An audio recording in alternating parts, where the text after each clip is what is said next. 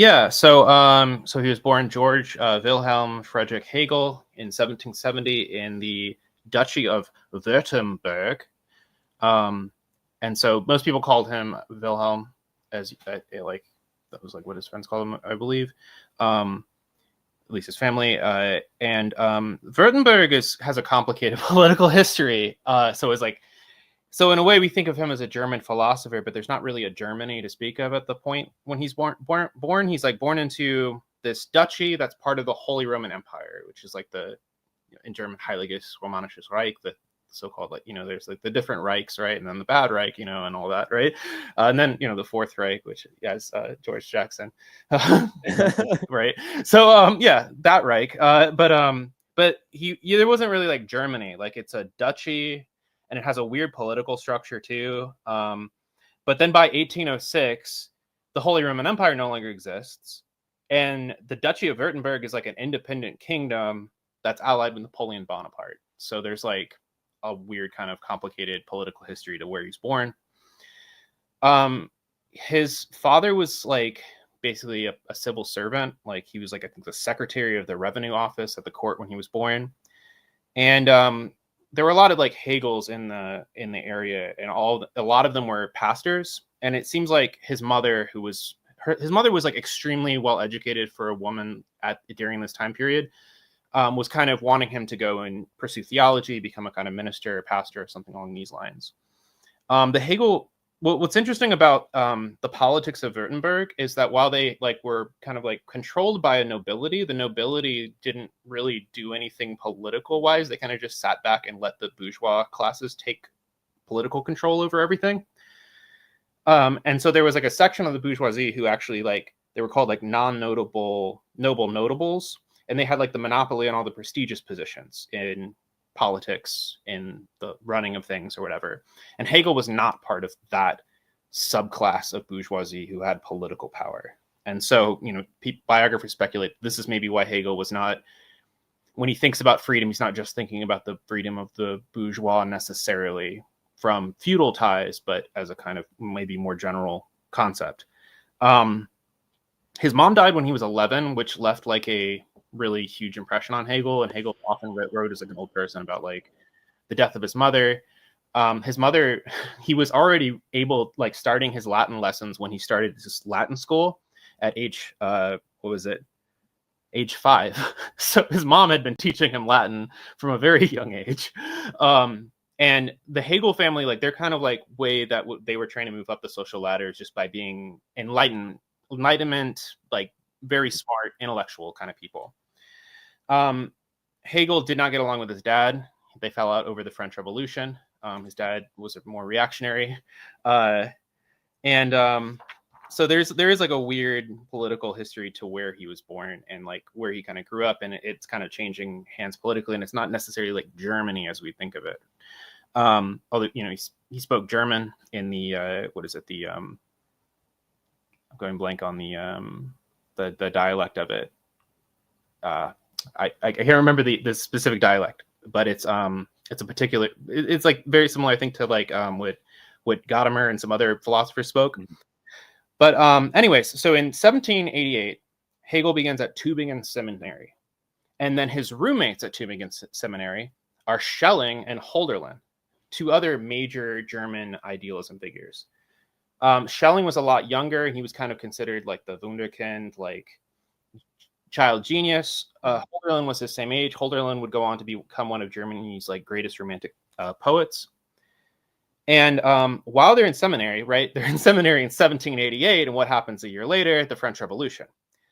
And all three of them, as kind of seminary students, are really inspired by the French Revolution, and they start trying to like develop ideas inspired by revolutionary ideas. During this time, Schelling and Hölderlin are particularly interested in philosophy at this time, especially Kantian philosophy. We think of Kant as kind of this kind of like really kind of like uptight, prudish kind of philosopher, but Germany really saw Kant and his ideas of freedom as almost like an ideological weapon in a kind of cultural revolution of the French Revolution ideas. And that's really how Schelling and Hegel and Hölderlin see Kantian philosophy and German idealism. They're like, we need to like spark the ideas of the French Revolution in the masses of Germany so that they rise up and take power for themselves. So they very much are in that kind of revolutionary tradition. If you read their exchanges with each other, this is very like clear. And while Schelling and Hölderlin were more in the philosophy side of things initially, Hegel, strangely enough, actually wanted to see himself as a kind of popularizer, like a popular educator, someone who would write public essays and stuff like that to target the public. And what's funny is, like, you know, Hegel is not known for being someone who's incredibly accessible to read. But if you read with him when he does try to write for a popular audience, like, it's actually quite clear. Like, there's an essay I'll talk about later called Who Thinks Abstractly that is actually the first essay I assign my philosophy students in Intro to Philosophy. Mainly, it's also funny for the flex to be like, the first thing I have my students read is Hegel. But it's really clear and accessible when he's trying to write for just the public. There's a myth that on the date of the storming of the Bastille, Hegel, Schelling, and Hölderlin planted a tree to mark like the growth of the French Revolution. I think that might be not true, but it does kind of show the vibes, right? But they would nevertheless celebrate Bastille Day, and Hegel would, even in his old age, when he allegedly turned, you know, more conservative, I think maybe that's exaggerated somewhat, he would drink a toast on Bastille Day to commemorate the French Revolution. Now, of course, he would criticize some of the what he would see as the excesses of the Jacobins, which I think, like, you know, makes sense too, because like he doesn't want to lose his job too, so he's not like, I'm for the French Revolution, but not like those, you know, Jacobins who, you know, they got too crazy with the guillotines and all that. We're not trying to do that. We just want French Revolution ideas, right? Similar to how people might talk about 20th century revolutions in academia today, right? Mm-hmm. Yeah. So, and then in 1793, he goes from Tübingen Seminary to Bern, where he becomes a tutor for this family called the von Steiger family. And here Hegel, who comes from at least like a very educated intellectual family, has to basically be counted among the servants, because as the tutors were considered servants to the to this aristocratic family, who was kind of the guy, the Lord von Steiger was like really reactionary, really stupid. And so you know, one of the clear influences on Hegel's later development of like the master-slave dialectic, as it's called, is like, he often talks about like the worst thing a servant can have is a stupid master, because then you're getting bossed around by someone dumber than you, right? And this is maybe a biographical fact where he really felt like, you know, the class tension between the aristocracy and himself as like petty bourgeois. He's working for the Steigers during the Thermidorian reaction too, and during around this time, it's like when Robespierre launches the cult of the supreme being, I think right before the Thermidorian reaction. And he's writing a lot of essays on religion during this time. And it's a big hot topic.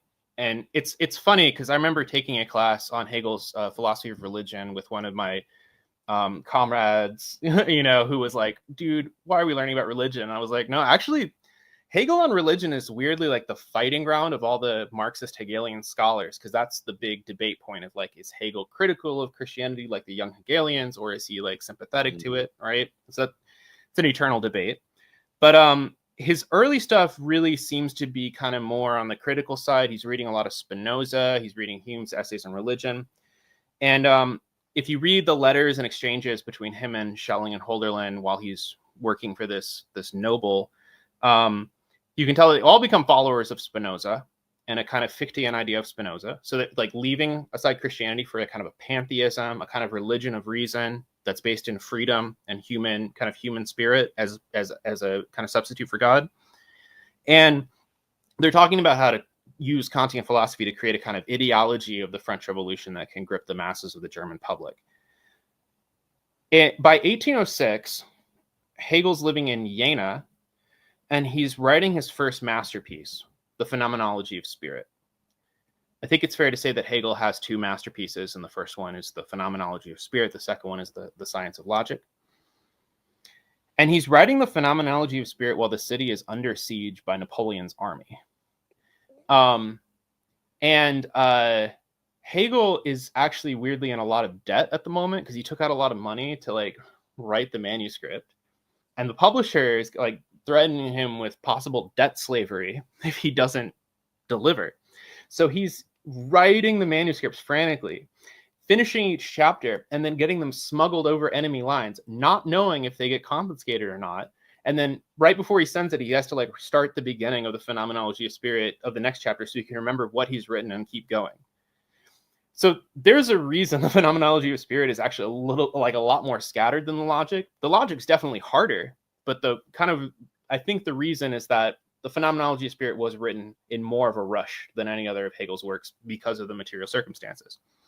He finishes the last chapter, Absolute Knowing, sticks in his pocket, and right on that day, the army had broken through, and so he walked out just like casually to see the battle, and walks back to his place, and it's been destroyed and ransacked. And so thankfully he had it in his pocket. So I mean, we almost lost the phenomenology of spirit, like it just like very strange contingencies of history. And something I forgot to mention too is that like Hegel, like in weird like places, like he was such an advocate of freedom that he kind of hoped for the French to defeat like the German or Holy Roman Empire armies, right? He had a kind of revolutionary defeatism in his attitude too. Like they weren't like rooting for the side of freedom. They didn't really care about what language or country or whatever kind of thing. Because I assume at this point, like Hegel's not supporting like Napoleon, right? Like Hegel's not like he supported the French Revolution this very early stage, right? Is what you're saying. So like by the time we get to Napoleon, he's not supporting Napoleon, but he's supporting Napoleon defeating German sort of monarchy, so to speak, right? Or German like aristocracy, right? Yeah, he sees like Napoleon, and this might be getting a little bit too into the like the nitty-gritty of history for me, but I think he sees like Napoleon as being like progressive in the fact of bringing French ideas around, if that makes sense. Yes. But not necessarily, yeah. Yeah, and there he famously says in a letter that I saw the spirit of world history standing upon a horse when he saw Napoleon ride in, right? So like there is a sense that he sees like the necessity of history being carried forward by Napoleon, because history for him is ultimately, as we'll talk about, freedom, right? Like the idea of freedom progressing, right? And actualizing itself, right? So as an idealist, he sees freedom as like the idea that we want to achieve, and then history is trying to materialize that idea. It's kind of reverse of Marx in this way. Okay, and then so 1808 to 1815, Hegel becomes the rector of a gymnasium in Nuremberg, and a gymnasium is like German high school. And so he inflicts Hegelian philosophy on all these high school students who are having to study Hegelian logic and dialectics and all this stuff. He's always complaining in his letters about like how they don't, they have the capacity to even abstract, much less think dialectically. And then in 1816, he becomes the professor at Heidelberg, where he presents his next major work, which is his encyclopedia, which is 3 volumes. And he was going to sketch out an encyclopedia that contained like a philosophical system, beginning with logic and then going to nature and then going to spirit or mind, kind of like humanities, politics, that stuff that is a product of human thinking and human creativity. That's like spirit, roughly speaking. But what we have as the encyclopedia is actually just like notes that he presented for his students to accompany his lectures. And so they're like these little short paragraphs that he would then lecture on. And they've been presented in a form where they take the excerpts from the lectures and put them underneath the little stuff that we have, so that we have the what he gave his students, and we have what he told his students about him. Then in 1818, he moves from Heidelberg to Berlin, to the University of Berlin, and becomes the chair of the philosophy department at Berlin. And that's the highest philosophical position one can occupy in the world at this period in time, for a long time too. It's like being the center of philosophy. His lectures are attended by many people, including a lot of revolutionaries. The students of Hegel become known as being the kind of like furthest left of the student movements against the monarchy. Although there is like a set of right-wing students and center students who try to kind of try to distance Hegel from his more left-wing followers. And that's, this is where the big debate comes in, because you have like the left Hegelians, the people that Marx would first associate with, are students of Hegel. They're people who are attending his lectures. They're people who are involved in the student radical movements. And then there are the right Hegelians, which are more like pro-monarchy, pro-status quo, pro-Christianity, whereas the left Hegelians, right, are like Feuerbach, right, critics of Christianity, Strauss, the Bauer brothers, and then Engels and Marx both separately, although they never actually met while during this time, they were actually both involved in the left Hegelian groups. Mm-hmm. In like 1820, if I remember right, so in 1820 Hegel like writes his Philosophy of Right, which is his last like book that's published in his lifetime, and that's his book on politics. And it's very controversial what his actual political position is, because it's dialectical and he's developing a lot of steps. But here's the very interesting thing. He submits the manuscript to the publisher, and right after he does this, the forces of reaction put a strict censorship policy into place, banning all like texts that are revolutionary, promoting French Revolution ideas, anything like this, critical of Christianity. Hegel withdraws his manuscript from publication, edits it, writes the preface that's so controversial where he says the rational is real and people think he's sucking up to the monarchy, and then resubmits it. So like the assumption there is that like that work is almost distorted because he had to self-censor himself to publish it, exactly. right? Exactly, yeah. And a lot of the students felt betrayed by it, just like a lot of us right now feel betrayed when famous academics, because they're afraid of stuff, censor their views about Palestine or tone things down. So it's kind of mm-hmm. seen critically as a move for self-preservation. But when Hegel was younger, Fichte got kicked out of his position and exiled for just the accusation of atheism. So he was very cautious to be careful about his viewpoints. Losordo's book on Hegel is really interesting because he points out like a lot of the moves that Hegel did make to censor. Like Hegel will usually fall back on really complicated language to hide what he's saying. And Losordo points out that Hegel basically says that you're totally justified to steal bread if you need to eat. He's like, there is no wrong there.